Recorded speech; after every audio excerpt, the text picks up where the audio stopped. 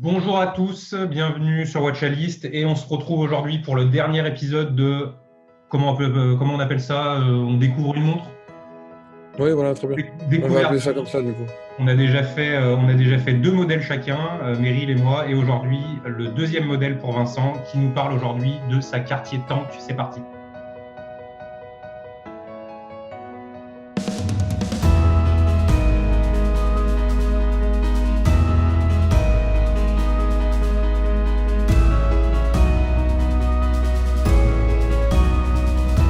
Alors Vincent, cette Cartier Tank, qu'est-ce que t'en penses? Est-ce qu'on pourrait refaire au lieu de poser plein de questions sur la montre, qu'est-ce que t'en penses?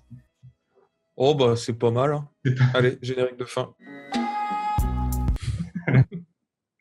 Bon alors, la première fois que tu as entendu parler de cette montre, c'était quand? C'était comment? La première fois que j'en ai entendu parler, c'est un peu comme la Speedmaster. C'est quand on cherche des montres, on regarde et qu'on n'y connaît pas grand-chose au final. On regarde des classements des montres. On tombe vite en fait sur des classements des montres les plus iconiques. Et c'est là où la Cartier Tank est arrivée dans les tops du classement. Alors, c'est pas très original comme la Speedmaster. Mais voilà, la Cartier Tank est arrivée là-dedans. Et c'est comme ça que j'ai entendu parler de cette montre. Non, mais c'est vrai que les tops de montres, que ce soit les meilleures montres de l'année 2000 et quelques, ou les montres les plus iconiques, c'est aussi comme ça qu'on découvre des modèles quand on connaît pas l'horlogerie, hein. Donc voilà, il n'y a pas Ouais. de montre, hein. Mais c'est vrai que c'est un des modèles, quand on commençait à parler montres tous les deux, c'est un des premiers modèles que tu m'as cité. Ah, j'adore cette montre, j'adorerais l'avoir un jour. Donc bon, bah, c'est le cas aujourd'hui, mais c'est un des premiers que tu m'as cité, ouais. Ouais, tout à fait. Tu as 30 secondes pour présenter ta montre. C'est parti. Donc, c'est la Cartier Tank. La montre, pour moi, la montre élégante par excellence. C'est un design qui a plus de 100 ans. Une des premières montres sur bracelet dans l'histoire de l'horlogerie. Voilà, heure, minute, pas de secondes, pas besoin des secondes. On n'est pas là pour regarder les secondes, on est là pour profiter. Et cette montre est juste faite pour ça. Nickel. 25 secondes, tu as tenu en plus. On n'est pas là pour regarder les secondes. Ouais, donc ça, bah, c'est un point intéressant que tu notes. Moi, je préfère les versions avec secondes. Toi, tu préfères 100. Pourquoi? Euh, c'est à la fois c'est à la fois mon côté puriste historique, puisqu'à la base il n'y avait pas de seconde, donc pourquoi en rajouter? Et en même temps, c'est le genre de montre qui s'y prête bien aussi. C'est le cas de plusieurs montres élégantes que j'aime bien, qui n'ont pas de seconde. Ça permet de moins regarder sa montre. Alors c'est sûr qu'on perd l'information de est-ce que ma montre est en route ou pas. Euh, mais ça permet au final, c'est ce que quand je dis on n'est pas là pour regarder les secondes, parce que c'est une montre qui est là pour aussi vous accompagner et c'est bien aussi de profiter du moment quand on a sa montre et de pas trop. Historiquement, regarder sa montre, c'est quand même un geste qui est plutôt impoli quand on est à table, dans une conversation, etc. Ça veut se dire qu'on s'ennuie. Et donc, je trouve que cette montre, elle fait vraiment ça dans le sens où elle est là pour vous accompagner. Elle n'est pas là pour que vous passiez non plus des heures à la regarder, quoi. Ok, ça donne une idée qui est statique en fait dans le cadran. Ça Ouais, donne un effet statique qui est vraiment à l'opposé, bah, par exemple, de la Snowflake qu'on évoquait la semaine dernière. Donc, ouais, ouais, c'est vraiment deux visions, deux approches qui sont vraiment différentes. tout à fait. Ok, très bien. La première chose qui t'a frappé lorsque tu as vu la montre, alors sous-entendu en vrai quand même, mais après tu peux Ouais. aussi nous dire ce qui t'a frappé quand tu l'as vu en photo aussi, hein. Mhm. Euh, Quand je l'ai vue en vrai, je vous avoue que rien ne m'a énormément frappé parce que c'est une montre que je connaissais déjà pas mal. Mhm. Euh, j'ai rien qui m'a. Enfin, quand je l'ai vue en vrai, ça a juste confirmé tout ce que je pensais sur cette montre. Il n'y a pas eu de révélation en gros. Mais quand je l'ai vue, les premières fois que je l'avais vue en photo, en vidéo, ce qui frappe forcément, c'est le design art déco, ces chiffres romains qui s'étirent dans les angles, etc. Et c'est atypique, il n'y a que cette montre qui a ce design qui a été copié des dizaines de fois. Et c'est ça vraiment qui, quand on la voit avec le chemin de fer, ce design art déco qui tout de suite fait design très daté, début du siècle dernier, quoi. Et c'est ça qui frappe, et c'est ça que tu te dis, ok, je suis pas en face de la dernière nouveauté, je suis vraiment en face d'un truc qui a de l'histoire, quoi. Ok. Est-ce que la finesse, c'est une montre qui est quand même assez fine, c'est pas quelque chose qui, voilà, ou, qui t'a marqué plus que ça quand tu l'as vu, quand tu l'as tenu dans tes mains? Non, c'est vrai que ça m'a pas choqué sur le coup. C'est vrai que c'est une montre assez fine, en effet. Et je m'en doutais un peu, en fait. Je savais qu'elle n'était pas épaisse. Alors en plus, c'est important de préciser aussi pour ceux qui ne le savent pas, c'est le modèle Quartz qui a Vincent. Tout à fait. Donc ça Ouais. aussi, ça rajoute de l'épaisseur et ça rajoute aussi une caractéristique, parce que c'est vrai, quand on parle de montres, 99% du temps ici, c'est des montres mécaniques. Enfin, sauf la Snowflake, Meryl te dira que c'est une montre à pile, ce qui n'est pas le cas. Mais là, du coup, toi, là, pour le coup, c'est vraiment une montre à pile, une montre quartz qui fonctionne sur Tout à batterie. fait. Tout à Euh, fait. Dis-moi en plus. Je vois que tu es curieux de connaître mon avis sur la question. Euh, alors oui, c'est la Cartier Tank Solo. Le modèle large ou médium ou small, je ne me rappelle même plus, mais il y avait différents modèles en quartz. En tout cas, s'il y en a deux de modèles en quartz, c'est le plus grand des modèles quartz. Le modèle automatique ayant une petite seconde. Euh, mais je n'ai absolument euh, aucun problème à avoir un quartz, si c'est ça la question. Euh, de un, parce que j'ai pas de seconde qui témoigne du fait que c'est un quartz et du coup, là, ça devient un peu plus dérangeant, entre guillemets. Le fait d'avoir la seconde qui tique. Alors, tous les quartz ne sont pas égaux et ne tiquent pas à la seconde, mais généralement, quand on a un quartz, ça tique toutes les secondes. Euh, Là, ce n'est pas gênant parce que de un, ça ne se voit pas. Et de deux, Cartier n'a jamais fabriqué de mouvements. Cartier n'a jamais été une boîte qui fait des mouvements. Et alors, ils en font, hein, ils en font. Mais Cartier, historiquement, est une boîte qui sous-traite les mouvements. Et donc, je ne vais pas chez Cartier pour la même chose que je vais aller chez Jaeger-LeCoultre ou Rolex ou Omega. Je vais chez Cartier parce que je cherche un design. C'est ça que je cherche en allant chez Cartier, c'est le design. Et l'aspect mécanique derrière, mouvement, c'est secondaire, voire tertiaire, voire c'est pas du tout un sujet. Ouais, le mouvement est secondaire. Donc Ouais, pour toi, ouais, Cartier, en fait, qu'ils embarquent un ETA générique ou un quartz, en fait, c'est la même approche. exactement, exactement. Alors forcément, enfin, je vais pas jumper trop vite sur les questions. Ok, très bien. Mais tu dis que c'est le fait que ça se voit pas, pour toi, voilà, tu dis que c'est un bon point. Donc toi, ça te dérangerait d'avoir le même modèle avec on va dire la preuve, la démonstration que c'est un quartz, c'est-à-dire une aiguille qui tique la seconde. Toi, c'est Ouais, quelque ça me chose dérange. qui te dérangerait, mais pourquoi? Parce qu'au final, c'est le même, tu vois, c'est le même mouvement. C'est juste d'avoir la démonstration du quartz, c'est quelque chose qui ne va pas.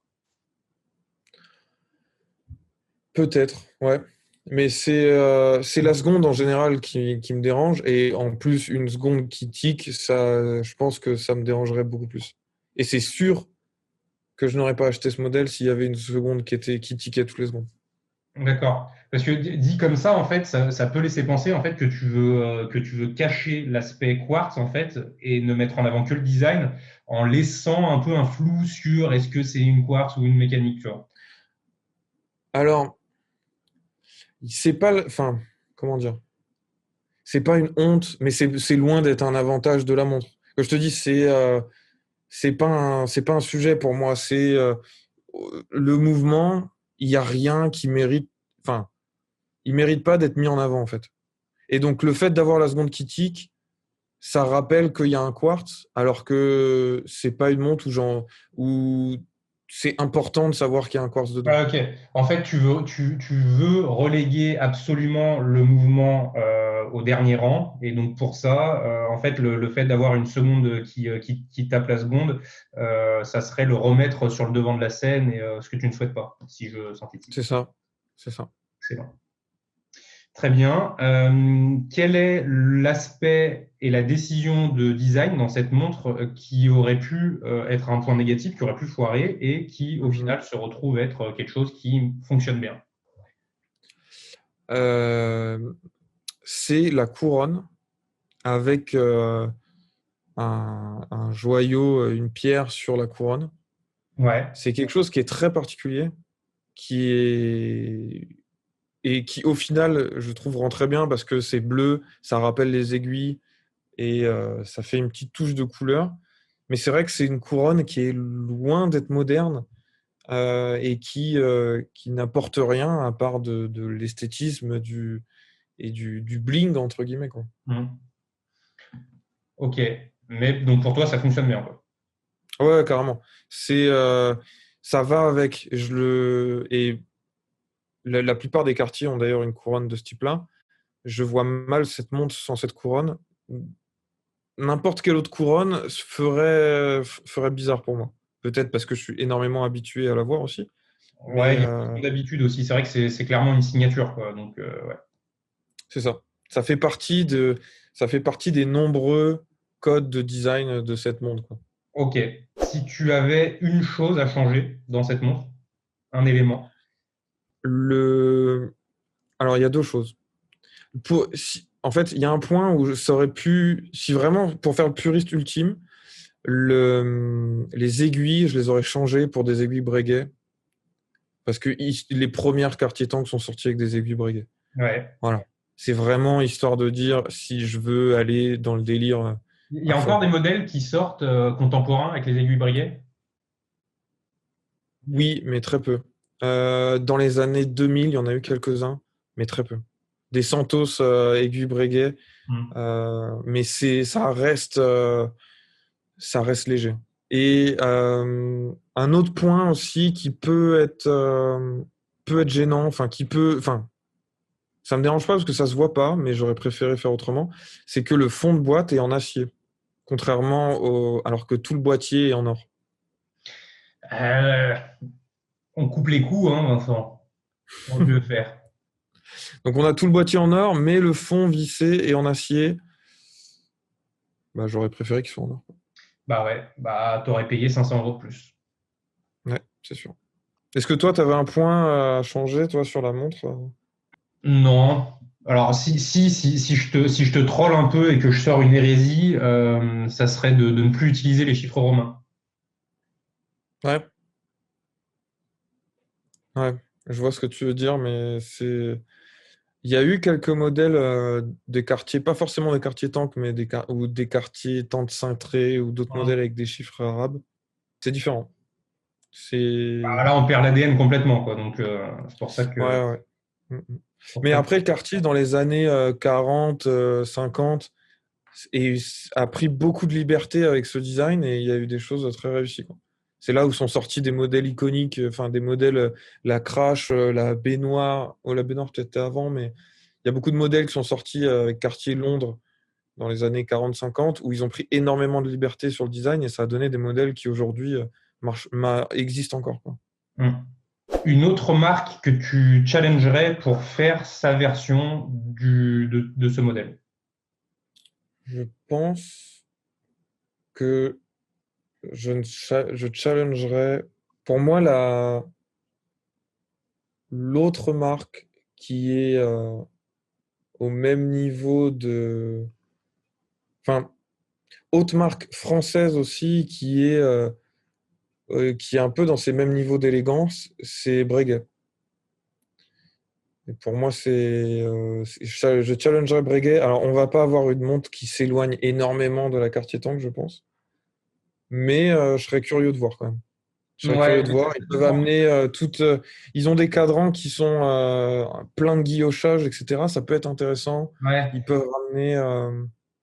Mais en Il y fait, a différentes choses à piocher chez Breguet, je pense. ça serait une montre contemporaine. En fait, ça serait un nouveau modèle chez Breguet qu'ils n'ont jamais fait.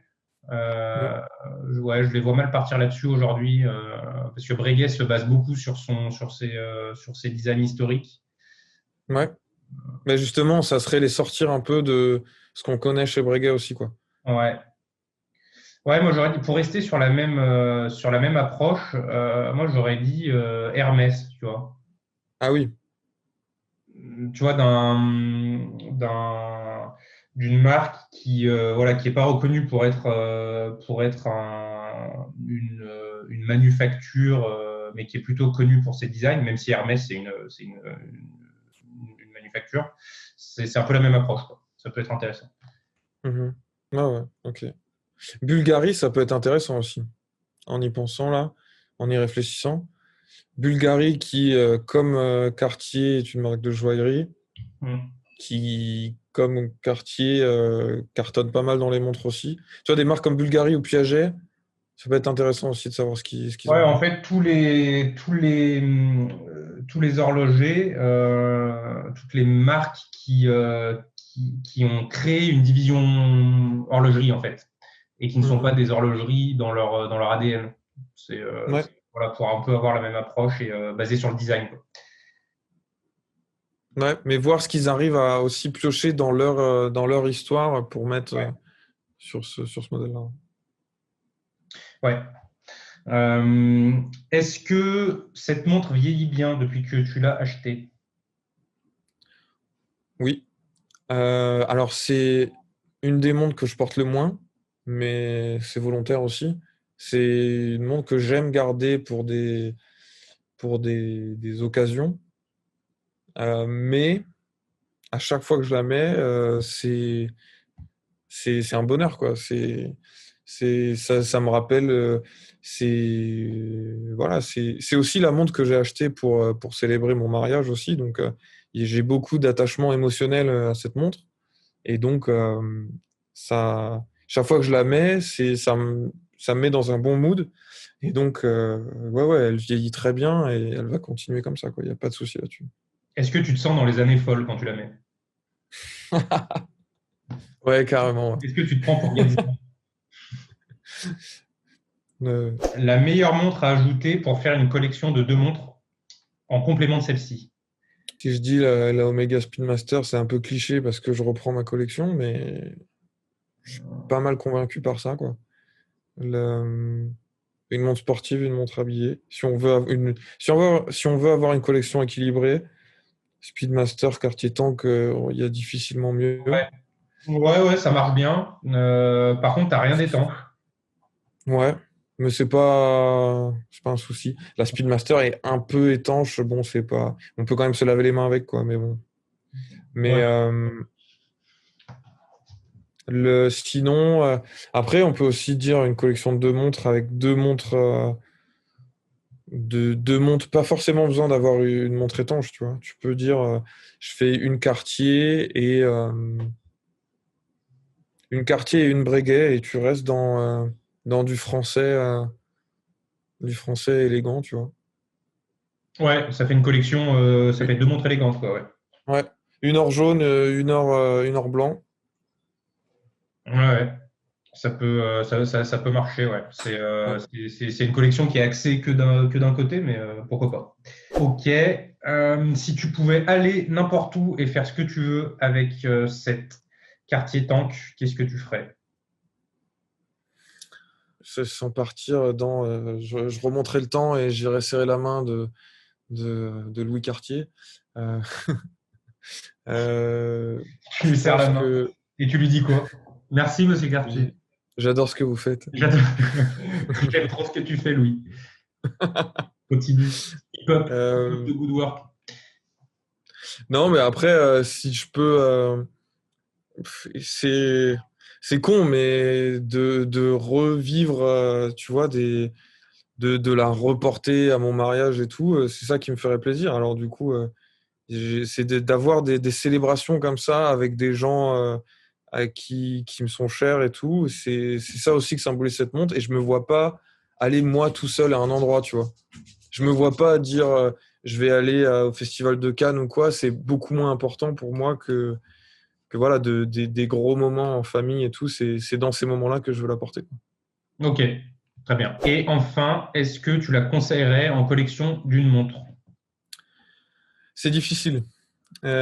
Collection d'une montre, faut vraiment